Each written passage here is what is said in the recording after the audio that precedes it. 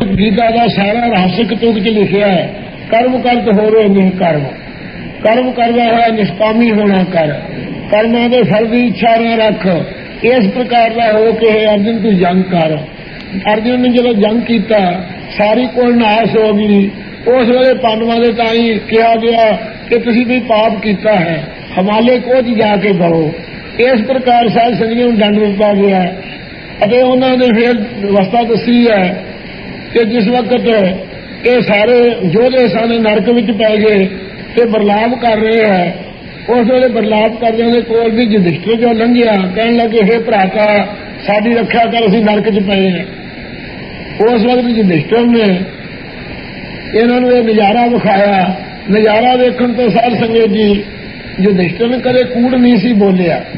ਉਹਦਾ भी एक पैर हिमालय पर्वत च गल गया सी जांदे होए दा। एक बारी कृष्ण जी ने उसदे पासों जिस वेले पुछया सी कि अर्जुन अपने जो दुर्योधन ने कि तू सत वक्ता है, तू दस मेरा वज्र वर्गा शरीर किवें होवे अते मेरा भीम दे नाल जंग होना है। सुन के युधिष्ठिर ने कहा कि तेरी माता ने कदे किसी पुरख नूं निगाह च पा के ही तक्किया, वो तेरा पिता अंधा जान करके उन्होंने भी अखां दे पट्टी बन छड्डी है, जे वो निगाह पाए तेरी वज्र वर्गी दे हो सकती है। ये सच युधिष्ठिर ने बोल दिता। सच बोलने तो कृष्ण भगवान ने बड़ी नाराजगी की कि दुश्मन नूं बली वक्त बनाता है, उन्होंने जितांगे कवे। फिर टिचरा करन लगे जाके दुर्योधन नूं कहंदे नंगा होके अपनी माता दे अगे लंघेगा, अपना कोई पर्दा नहीं करता, फुल्लां दा सेहरा बन के लक नूं लंघिया। वो कच्चा थां रह गया सी, भीम सैन ने गुरजां दे नाल उहनूं भन्निया सी, वो लत्तां तोड़ के दुर्योधन नूं मारिया सी। इस प्रकार के जिक्र उन्होंने योधियां दे आउंदे साध संगत जी, पर सतगुरु महाराज साहब जी ये योधे नहीं कहते हैं, आप जी योधियां का जिक्र करते फरमाउंदे हन। तनासरी महला पंजवा जा कहो हर रंग लागू इस युग में है। साध संगत जी गरीब नवाले अंतरजामी गुरु अर्जन देव महाराज साहब ने सिखा नूं पुछया कि सतगुरु योधे कौन होंदे है, तां हजूर फरमाउंदे ने भाई जा को हर रंग लागू है युग में। ये युग जिहड़ा जिस विच सच काल कूड़ वरतिया, कल कालख दे पाल बीज बीज पद ले गए अब क्यों उगवै दाल, ये कोहे तो उगवै रुक्की होए, नानक पाहे बाहरा कोरे रंग न सोए, भावे खुंब चढ़ाइए सरम पातन होए, नानक भगती जेर पै कूड़े रंग न सोए। जिन्हों का चित यह जिहा हो गया है, यह जिहा समा है जिथे नौ फकीर है पातशाह, मूर्ख पंडित नाओ, अंधे का नाम पारखू एवं करे गुआ, इलत का नाम चौधरी। इस प्रकार इलत करने वाले प्रधान बनाया जाता है, चौधरी बनाया जाता है। इस प्रकार की जिस युग के बड़ी हालत है ढिली, इस समय के जमाने जिस विच हर एक आदमी इलत करने चंगा पसंद करता है, जिस समय के दूसरे निंदिया करके हर एक पग लाउंदा है, अपने पिता की भी निंदिया करने तक जाते हैं, भरा भाई भी अपने पसंद नहीं जिन्होंने लोगों ने।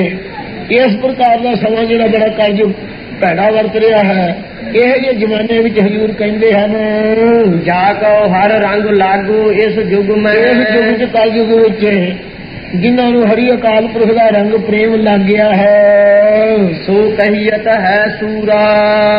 भाई सूरमा कही दा मारा कहते मन जीते जग जीत, जिसने अपने मन से फतेह पा ली है उस सारे जगत को जित लिया है। जिन्होंने परमेश्वर का रंग लगे तो बिना मन नहीं जितया जाता, बड़े यतन करने नाल मन फिर भी आकी रहिंदा है। सानो पुरख है जिन्होंने परमेश्वर का रंग प्रेम चढ़ गया है। प्रेम साध संगत जी ऐसा है जिन्होंने चढ़िया है। गुरु रामदास साहब फरमाया है काया कापर चीर व फारे है रंग न लहा सुभागा। ये काया रूपी वस्त्र में चीर चीर के बहुते फाड़े कर ले। जे मती दास साहब दे ताई आरे ना 2 फाड़े चीर के किया गया सी, जे मनी सिंह साहब दे अंग अंग कटे गए सन बंद बंद, क्यों कोई बाहरे फाड़ फाड़ के चीर चीर के जिवें दर्जी लीड़े की पोशाक बेउतन वेले कर दिंदा है कांतरा कांतरा, इस प्रकार दे नूं कोई कर देवे।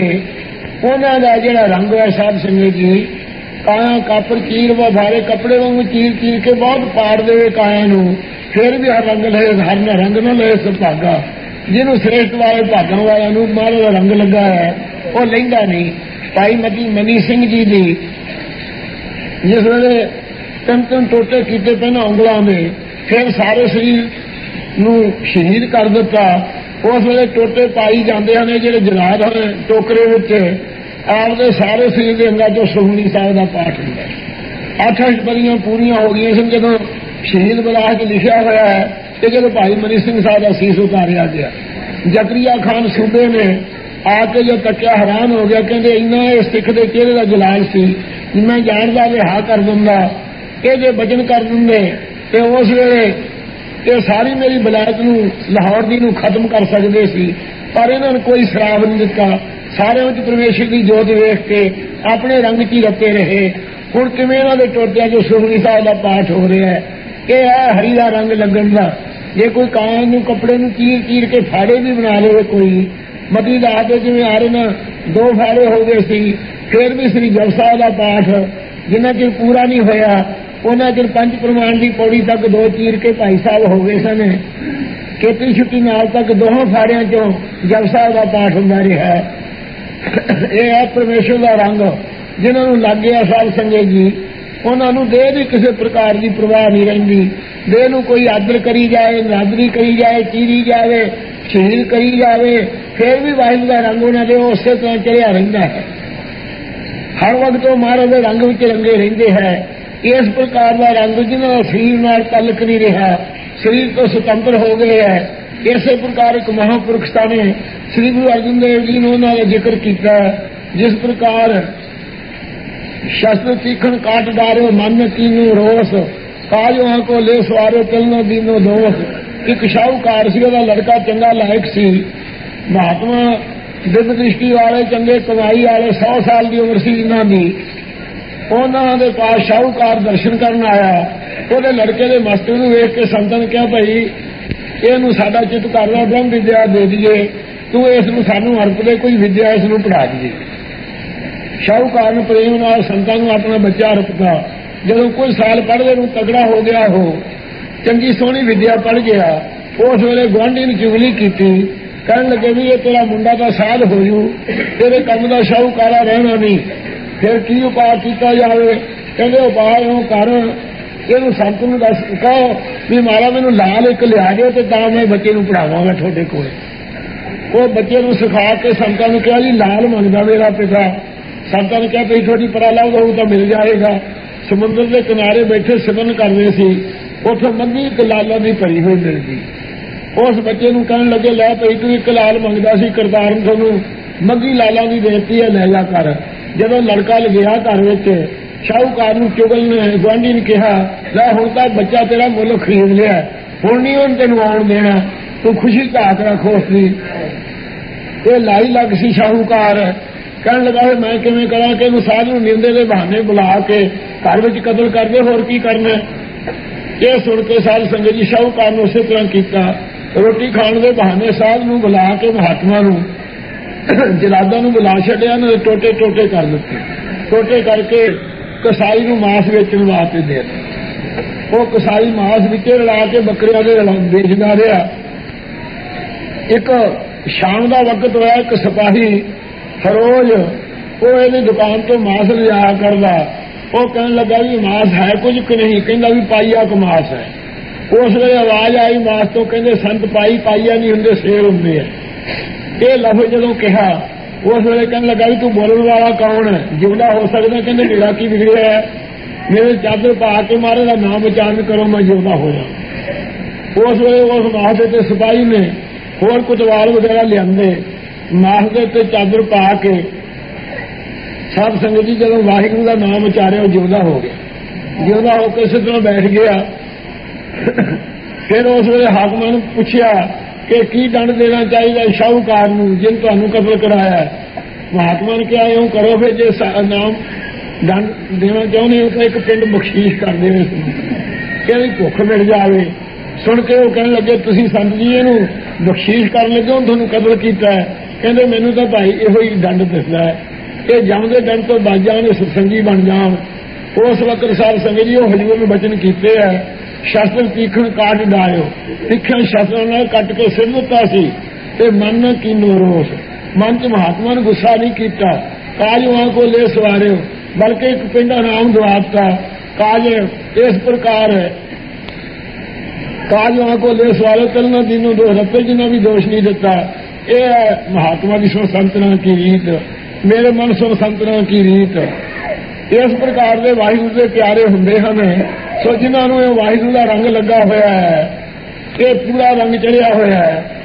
हजूर फरमाते हैं जाको रंग हर रंग लागू इस युग में हरि का रंग प्रेम लग गया समय के युग दे विच। सो कहियत है सूरा भाई सूर में बहादुर कई ने है। जिस प्रकार साहब संगत जी जिस वेले श्री चमकौर साहब के विच 32 सिंह शहीद हो गए, उस वेले साहब अजीत सिंह जी ने गुरु साहब के वड्डे साहबजादियां ने जिन्हों की 16वें साल में उम्र सी बेनती की सतगुरु पिता जी आप जी ने अमृत बाणी च लिखा होया है कि सूरा सो पहचानी जो ले दीन के हेत पुरजा पुरजा कटमरे कहूं न छाडे खेत। हुण श्री गुरु ग्रंथ साहब के हुक्म अनुसार मारा मैनू आग्या दिओ मैं जंग में जाके शहीदी पावां। सतगुरु साहब बड़े प्रसन्न होए, कहन लगे तू भाई अपनी माता की कुख नूं सफली कीता, साडा पुत्र बन के चाहिए तेनू एवें है जंग करना चाहिए। हुक्म मन के महाराज साहब का प्रकम्या करके अरदास करके गुरु महाराज साहब सच्चे पातशाह जी ने थापड़ा दिता। जंग में आके बाबा अजीत सिंह साहब ने ऐसा जंग किया श्री चमकौर साहब जिथे 10 लाख बाहरों फौज आ गई सी, 9 लाख खाल साहब जुझार सिंह जी 11 साल की बड़ी छोटी उम्र सी। आप जी ने जंग मैदान में आके साध संगत जी ऐसा जंग किया, सवा बार जंग करके गुरु महाराज साहब के हुक्म अनुसार देखदे होया साहब जुझार सिंह जी भी शहीद हो गए। इस प्रकार की कुर्बानी की गुरु साहब के सुपुत्रा ने। भाई हिम्मत सिंह जी ने कल्ले भी सारिया फौजा का मुकाबला किया 5 प्यारियों चो। भाई मोहकम सिंह ते भाई साहब सिंह जी दोवें प्यारे जाके जंग विच मैदान में कुर्बानी की सी। भाई आलम सिंह जी गुरु साहब के नाल प्यार करने वाले हर वक्त जिन्हों के नाल बलास करा करते सतगुरु जी, ਅਤੇ भाई बचेतर सिंह वर्गे जो जिवें हाथी का मूँह मोड़िया सी, यह 40 सिंघां अनुसार संगी शहीदियां पाईयां ते मुकाबला किया। सतगुरु सच्चे पातशाह के सामने मैदान जंग दे विच शहीदियां पाईयां। सतगुरु महाराज साहब जी ने उस वेले किसी प्रेमी ने पूछा कि महाराज इन्हां सिखां तुसीं कुर्बान क्यों करता। महाराज कहने लगे साडे विछोड़े जिउंदे नहीं सी रह सकते, ये बहादुरी नाल शहीद होके साडे स्वरूप विच मिल चुके हैं। उस वक्त साध संगत जी गुरु साहब ने अरदास की थी कि सच्चे पातशाह जिसकी बात तुस आगे रख है प्रभु की आज्ञा माने माथे और उससे चौगुन करे निहाल नानक सहब सरा दयाल। ये है सूरमताई जिहड़ा धर्म की रखिया वास्ते रखिया जिंदा वारनियां अपनिया, ये भी सूरमता है जो साहबजादियां ने करके विखाई। जो लखा सिंहां ने कुर्बानियां कीतियां मुल्क की रखिया वास्ते शहीदियां प्राप्त कीतियां, 8 महीने भुखे रह के फिर भी साध संगत जी कुर्बानी की। इस प्रकार सिंघां दी कुर्बानियां भी सूरमता है। इन्हीं बात पहले पातशाह लिखा मरण मनुष्य सूर्या हक है जो होए मरे प्रवाणो सूर्य से ही दरगाह आखी है आगे आखी है दरगाह पावा साची मानो। इस प्रकार के बहादुर हैं जो धर्म के वास्ते रक्षा करने वास्ते अपन कुर्बानियां देंगे है। यह जो सूरमे भी कहींदे है कि जिन्होंने परमेश्वर का रंग लग गया है वो भी साध संगत जी सूरमा ये युग के कहा जाता है। बाकी डाकू ते चोर ते लुटेरे हैं, कोई सूरमे नहीं कहे जा सकते। सो कहियत है सूरा वो सूरमा कहीदा है। सूरमा वो होंदा जिहड़ा अपने मुकाबले दे नाल मुकाबला करे बराबर दे नाल। इसे प्रकार जिहड़े साध संगत जी संकल्प विकल्प है इन्हां दा मुकाबला जिहड़ा करे विवेक नाल सूरमा है। अते जिहड़ा शरीर को कुसंगत वालों बचा के रखे वो 100 आदमी ने जंग करने वर्गा सूरमा है। जिहड़ा मन के अंदरों विषयों के रोकना करे 10 इंद्रियों के विषयों को रोके वो महारथी 10,000 सूरमे के मुकाबला करने वाला है।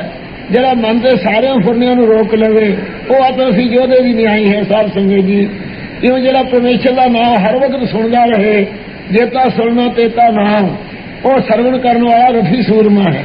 जिहड़ा परमेश्वर के नाम का मनन करता रहे वो महारथी सूरमा है। जिहड़ा हर वक्त मन दी वासना रोके सजाती वृत्ति का प्रवाह पा के विजाती वृत्ति का तिरस्कार करे काम क्रोध नूं रोक लवे अते ज्ञान आदि गुणां नूं धारण कर लवे ਉਹ ਸਾਧ ਸੰਗਤ ਜੀ ਨੂੰ ਅਧਿਆਸਨ ਕਰਨ ਵਾਲਾ ਪੰਚਾਂ ਕਾ ਗੁਰ ਏਕ ਧਿਆਨ ਜਿਨ੍ਹਾਂ ਦਾ ਲੱਗਾ ਹੋਇਆ ਹੈ, ਉਹ ਸਾਧ ਸੰਗਤ ਜੀ ਸੂਰਮੇ ਹਨ।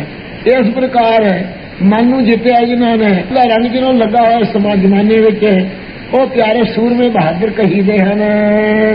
ਆਤਮ ਜਿਨ ਸਾਟੈ, ਨਾਮ ਮਨ ਨੂੰ ਇੱਥੇ ਆਤਮਾ ਨਾਮ ਨਿਆਇਕਾਂ ਨੂੰ ਮੰਨਦਾ ਮੰਨਿਆ ਹੈ, ਆਤਮਾ ਚਾਰ ਵਾਕਿਆਂ ਦੇਹ ਨੂੰ ਮੰਨਿਆ ਹੈ, ਅਤੇ ਇਸੇ ਪ੍ਰਕਾਰ ਵਿਦਾਂਤੀਆਂ ਨੇ ਆਤਮਾ ਬ੍ਰਹਮ ਰੂਪ ਨੂੰ ਮੰਨਿਆ ਹੈ।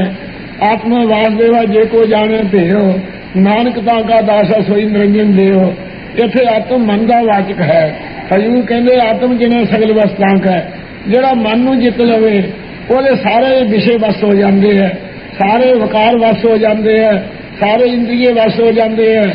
ਮਨ ਜਿੱਤਣ ਵਾਲੇ ਨੂੰ ਸਾਰੇ ਜਗਤ ਦੀ ਵੀ ਜਿੱਤ ਪਾ ਲੈਂਦਾ ਹੈ। ਜਿਹਦਾ ਮਨ ਦਾ ਸੰਕਲਪ ਰੁਕਣ ਲੱਗ ਜੇ ਸਾਰੇ ਉਹਨਾਂ ਦੇ ਵਸ ਆ ਜਾਂਦੇ ਹੈ।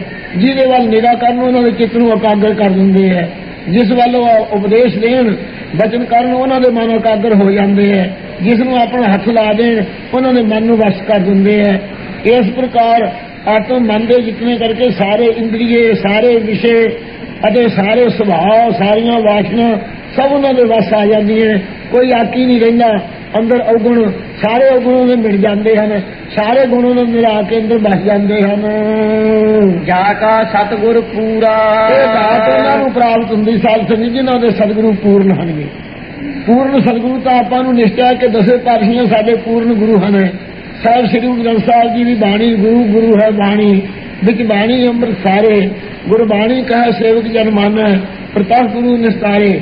ਪੂਰਨ ਸਤਿਗੁਰੂ ਦੇ ਹੁੰਦਿਆਂ ਹੋਇਆ ਕਬੀਰ ਜੀ ਨੇ ਕਿਹਾ, ਕਬੀਰ ਸਤਿਗੁਰ ਸੱਚਾ ਕਿਆ ਕਰੇ, ਜੋ ਸਿੱਖਾਂ ਮੈਂ ਚੂਕ, ਅੰਧੇ ਏਕ ਨਾ ਲਾਗੀ ਜੋ ਬਾਸ ਵਜਾਈਏ ਫੂਕ। ਕਹਿੰਦੇ ਸੱਚੇ ਸਤਿਗੁਰੂ ਕੀ ਕਰਨ ਜਦੋਂ ਸਾਧ ਸੰਗਤ ਸਿੱਖਾਂ ਵਿੱਚ ਚੂਕ ਪਈ ਹੋਈ ਹੈ, ਭੁੱਲ ਪਈ ਹੋਈ ਹੈ।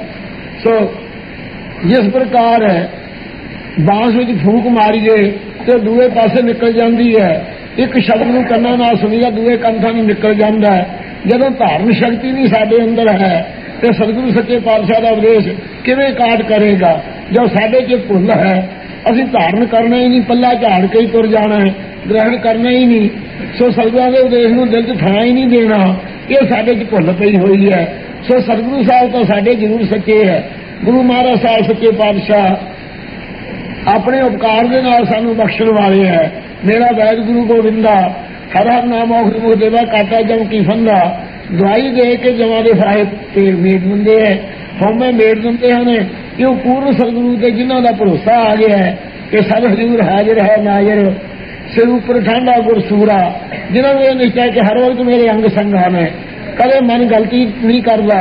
ਜਦੋਂ ਮਨ ਸੰਕਲਪ ਉਠਾਉਂਦਾ ਉਦੋਂ ਜਾਣਦਾ ਕਿ ਸਭ ਸੁਣਦਾ ਸਭ ਵੇਖਦਾ। ਕਿਉਂ ਮੁੱਕਰ ਪਿਆ ਜਾਏ। ਕਿਉਂ ਪੂਰਨ ਸਤਿਗੁਰੂ ਨੂੰ ਜਿਹਨਾਂ ਅੰਗ ਸੰਗ ਸਮਝਿਆ ਉਹਨਾਂ ਦਾ ਮਨ ਜਿੱਤਿਆ ਜਾਂਦਾ ਹੈ। ਤੇ ਸਾਰੇ ਜਿਹੜੇ ਔਗੁਣ ਹੈ, ਸਾਰੇ ਗੁਣ ਉਹਨਾਂ ਦੇ ਪਾਸ ਆ ਵਸਦੇ ਔਗੁਣ ਮਿਲ ਜਾਂਦੇ ਹਨ। ਜਾ ਕਾ ਸਤਿਗੁਰ ਪੂਰਾ, ਜਿਹਨਾਂ ਦੇ ਪੂਰਨ ਸਤਿਗੁਰੂ ਸੱਚੇ ਪਾਤਸ਼ਾਹ ਆਪਣੀ ਕਿਰਪਾ ਦ੍ਰਿਸ਼ਟੀ ਦੇ ਨਾਲ ਰੋਗਾਂ ਨੂੰ ਬੁੱਝ ਕਰਕੇ ਸੱਚੇ ਪਾਤਸ਼ਾਹ ਹਉਮੈ ਨੂੰ ਮੇਟ ਕਰਕੇ ਸੁਖ ਬਖਸ਼ਦੇ ਹਨ, ਕਿਰਪਾ ਦ੍ਰਿਸ਼ਟੀ ਕਰਦੇ ਹਨ। ਜਿਵੇਂ ਭਾਈ ਜੋਗਾ ਸਿੰਘ ਨੂੰ ਜਦੋਂ ਲਾਵਾਂ ਲੈਣ ਵਾਸਤੇ ਗਿਆ ਪਿਸ਼ੌਰ ਵਿੱਚ, ਉਸ ਵੇਲੇ ਸਾਧ ਸੰਗਤ ਜੀ ਇਹ ਗੁਰੂ ਸਾਹਿਬ ਦਾ ਹੁਕਮਨਾਮਾ ਸਿੱਖ ਨੂੰ ਦਿੱਤਾ ਤੇ ਲਾਵਾਂ ਛੱਡ ਕੇ ਆ ਗਿਆ। ਉਸ ਵਕਤ ਰਸਤੇ 'ਚ ਹੰਕਾਰ ਹੋ ਗਿਆ। ਕਹਿਣ ਲੱਗਾ ਜੋਗਾ ਸਿੰਘ ਤੇਰੇ ਵਰਗਾ ਕਿਹੜਾ ਸਿੱਖ ਹੋਣਾ ਜਿਹੜਾ ਲਾਵਾਂ ਛੱਡ ਕੇ ਆ ਜਾਵੇ। ਇਸ ਮਾਣ ਦੇ ਹੰਕਾਰ ਦੇ ਬੀਜ ਨੇ ਇਹਦੇ ਚਿੱਤ 'ਚ ਵਕਾਰ ਪੈਦਾ ਕਰ ਦਿੱਤਾ। ਜਦੋਂ ਹੰਕਾਰ ਹੁੰਦਾ ਉਦੋਂ ਮਾਰਿਆ ਜਾਂਦਾ ਆਦਮੀ। ਹੰਕਾਰ ਹੋਣੇ ਕਰਕੇ ਜਦੋਂ ਹੁਸ਼ਿਆਰਪੁਰ ਆਇਆ ਇਹਦਾ ਚਿੱਤ ਵਕਾਰੀ ਹੋ ਗਿਆ। ਵੇਸਵਾ ਦੇ ਨਾਚ ਦੇਖਣ 'ਚ ਭੁੱਲ ਗਿਆ। ਜਦੋਂ ਵੇਸਵਾ ਗਾਵ ਜਾ ਕੇ ਆਪਣੇ ਮਕਾਨ ਤੇ ਗਈ ਉਦੋਂ ਉੱਥੇ ਜਾ ਰਿਹਾ। ਜਿਸ ਵੇਲੇ ਜਾ ਰਿਹਾ ਸਾਹਿਬ ਸੱਚੇ ਪਾਤਸ਼ਾਹ ਗਰੀਬ ਨਿਵਾਜ ਜੀ ਦੀ ਬਾਤ ਲਿਖਿਆ ਪ੍ਰੇਮੀਆਂ ਨੇ, ਗੁਰੂ ਦੀ ਜੇ ਲੋੜ ਹੋਵੇ ਗੁਰੂ ਵੀ ਅਜਿਹਾ ਹੋਵੇ ਜੈਸੇ ਦਸਵੇਸ਼ ਮਾਤਾ ਗੁਜਰੀ ਦੇ ਲਾਲ ਜੀ। ਵਾਰ ਪਰਿਵਾਰ ਚਾਹਾਂ ਬੱਚਿਆਂ ਕੁਹਾਇ ਦੇਵੇ, ਦੇਸ਼ ਕੌਮ ਵਾਸਤੇ ਕੁਰਬਾਨ ਬਾਲ ਬਾਲ ਜੀ। ਅੰਮ੍ਰਿਤ ਦਾ ਸੋਮਾ ਹੋਵੇ ਤਪਦਿਆਂ ਨੂੰ ਠਾਰ ਦੇਵੇ, ਸੰਤਾਂ ਦਾ ਸਹਾਈ ਤੇ ਪਿਆਰਿਆਂ ਦਾ ਦੀ ਢਾਲ ਜੀ। ਸਾਰੀ ਆਦ ਪਹਿਰਾ ਦੇਵੇ ਆਪ ਚੌਂਕੀਦਾਰ ਹੋ ਕੇ, ਪਾਪ ਅੱਗ ਵਿੱਚੋਂ ਲਵੇ ਸਿੱਖ ਨੂੰ ਨਿਕਾਲ ਜੀ। ਸਤਿਗੁਰੂ ਸੱਚੇ ਪਾਤਸ਼ਾਹ ਨੇ ਉਸ ਵੇਲੇ ਸਿੱਖ ਨੂੰ ਬਚਾਉਣ ਵਾਸਤੇ ਪਹਿਰੇਦਾਰ ਬਣ ਕੇ ਪਹਿਰਾ ਦਿੱਤਾ। ਜੋ 2-3 ਵਾਰੀ ਗਿਆ महाराज पहरे ते खड़े वेख के जो तीजी बार अमृत वेले गया कहने लगे सिख का तेरा रूप दिसदा है, तू गुरु साहब के कोले रहने वाला लगना है, सिख बन के की करना है। फिर शर्म मनी दिल से, शर्म मन के उथों तुर पिया। इस प्रकार गुरु साहब अग च पैण तो रक्षा की है। इधर जो श्री अनंदपुर साहब विच आए भाई जोगा सिंह, उस वेले गुरु महाराज साहब दीवान च बैठे हस पे, कहते आ बई जोगा सिंह बड़ी सिक्खी निभाई है तैं। उस वेले शर्म का मारिया जोगा सिंह सिर ना चके।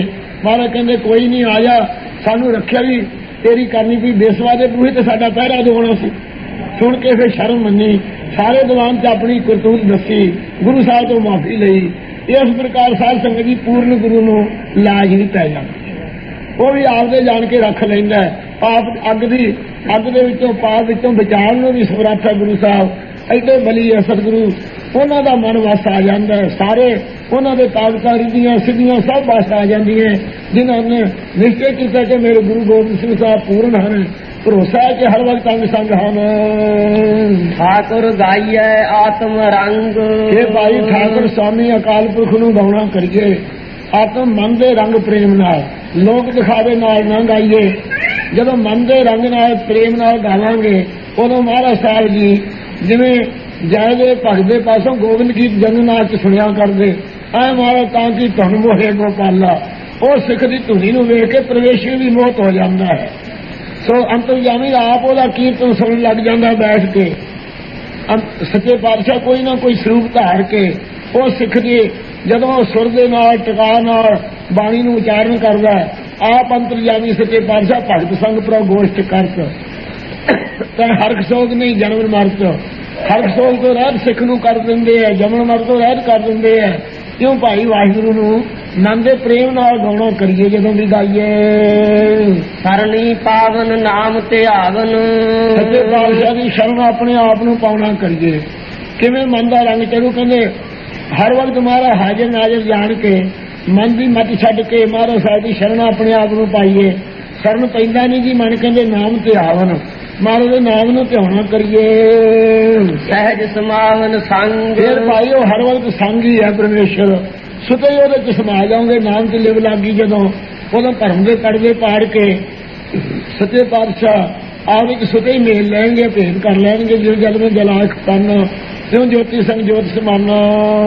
रहाओ जन के चरण वस है मेरा हियर, संगत नाल इन्ना प्यार होना चाहिए। हजूर कहते हैं फिर महाराज ये तेरे जन है जिन्हों सास ग्रास भुलदा नहीं, उन्हों के चरण साडे हिरदे च हर वक्त वसन।